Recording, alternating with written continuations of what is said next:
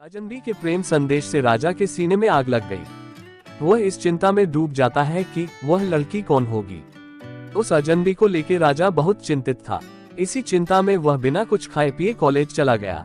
College में राजा को देखकर रानी मुस्कुराई, लेकिन उसने उस पर ध्यान नहीं दिया और क्लास में जाके लास्ट बेंच पर बैठ गया।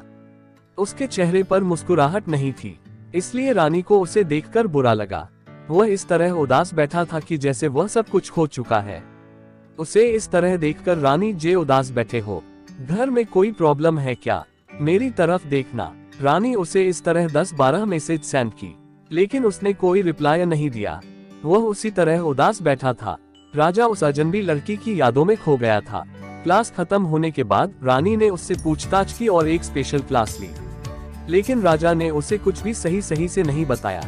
इससे क्रोधित होकर रानी ने उसका मोबाइल फोन छीन ली और कॉल मैसेज चेक करने लगी। इसमें व्हाट्सएप चेक करने के बाद रानी को राजा की चुप्पी का असली कारण पता चलता है। तो रानी ने राजा पर संदेह जताए और उसके साथ बेवजह झगड़ा करके ब्रेकअप कर ली। जब रानी उस पर बेवजह संदेह करके उससे दूर हो गई तो राजा को बहुत बुरा लगा। रानी उसकी जान थी। रानी के अलावा राजा के दिल में किसी और को जगह नहीं थी, लेकिन रानी ने गलतफहमी में राजा के साथ ब्रेकअप करके गई। राजा रानी की यादों में अंदर से हिल गया था। इसी उदासी में वह फीलिंग अनहैप्पी कह के व्हाट्सएप स्टेटस रखा। कुछ घंटों बाद रानी ने उसका स्टेटस देखी और तुरंत इस तरह से कमेंट की, किसके लिए अनहैप्पी है तू? मेरे लिए तो नहीं होगा, छोड़।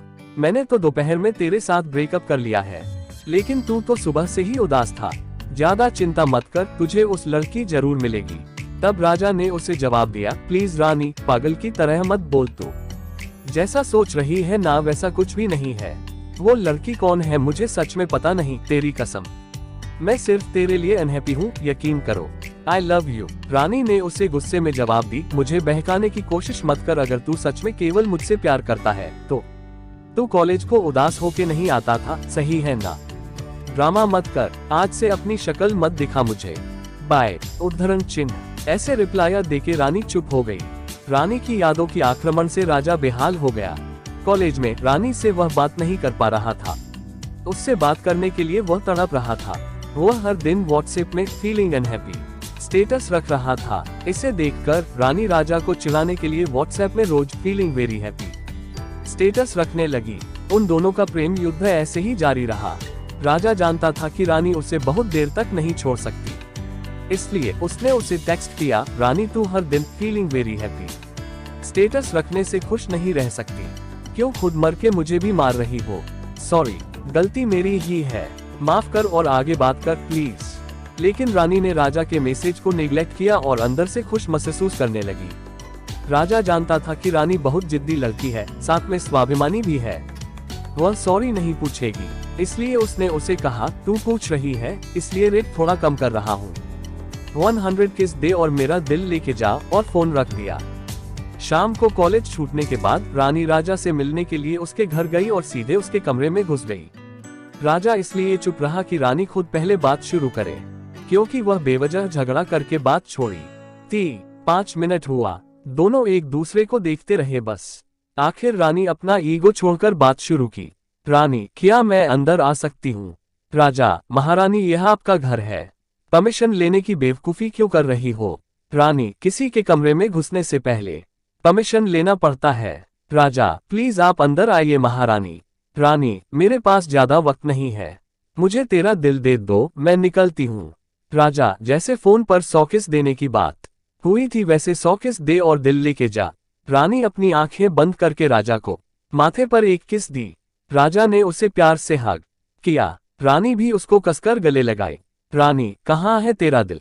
जल्दी दे, मुझे देर हो रही है, मैं निकलती हूँ। राजा, पहले मुझे बाकी के 99 किस दो। रानी फिर उसको एक और किस दी और कही, पहले तेरे दिल दे, बाकी के किस बाद में दूंगी। तब राजा ने उससे कहा, एक ही तो दिल था, वो तो तेरे पास ही है, अब कहाँ से दूं? रानी को उसकी फीलिंग्स दिल पे लगी और वह शर्म से उसकी ओर देखती रही। राजा ने रानी के लिए अपने हाथों से एक कप गरम कॉफी बना के दिया। जब वह कॉफी पी रही थी, राजा ने उसका मोबाइल खोल के देखा। तब उसे उस पर गुस्सा आया, क्योंकि खुद रानी ने ही अलग नंबर से एक अनजान लड़की की तरह उसको प्रेम संदेश भेजी थी। राजा का परीक्षण करने के लिए रानी ने ऐसा करी थी। 1 हफ्ते तक उसका दिमाग खराब करके रखी थी। चाहे तो राजा रानी को डांट सकता था, लेकिन रानी के लाडले चेहरे को देखकर उसका गुस्सा धुंध की तरह पिघल गया। इतने में रानी कॉफी पी के खत्म करी और घर जाने को तैयार हो गई। रानी, मुझे देर हो रही है, मैं चलती हूँ। राजा ने रानी को कस के पकड़ा और उसके कान में कहा, मुझे पता चल चुका है कि उस अनजान चालाक व्हाट्सएप पे ऐसी तू ही है। मुझे कुछ नहीं सुनना है। बाकी के 98 किस देने के बाद ही मैं तुझे यहाँ से निकलने दूंगा। रानी, शादी के बाद जरूर दूंगी, प्रॉमिस। घर जाने के लिए लेट हो रहा है, अब मुझे जाने दो। राजा ने रानी को और ज्यादा कसकर पकड़ा और कहा, हिसाब मतलब हिसाब।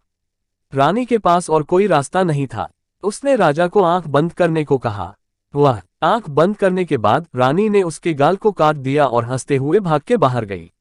रानी अपनी स्कूटी स्टार्ट करी और राजा को सॉरी, आई लव यू कह के हंसते घर गई। राजा उसको देखते खड़ा रहा।